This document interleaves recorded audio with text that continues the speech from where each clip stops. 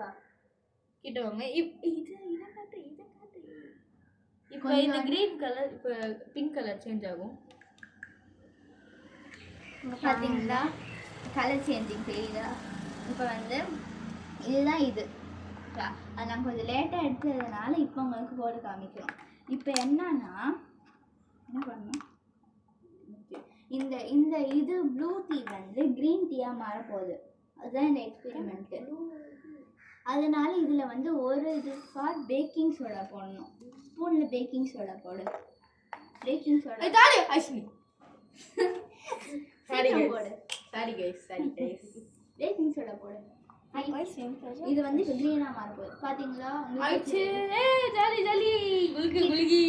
ஆமாம் கைஸ் ஆயிடுச்சு. சாரி தெரியாம. ஐயோ ஓகே, இதுல கிரீன் ஊத்த போறோம். மோனிஷ் கொஞ்சம் வருது. நோ அது கொடு. நம்மளே ஒரு கண்டுபிடிச்சிட்டோம். போய் தான் அங்க குத்துருக்கா. அவ்வளோதான். இது இப்போ வல்கேனோ பொங்கி வந்தது தான் இந்த எக்ஸ்பெரிமெண்ட். Bye guys.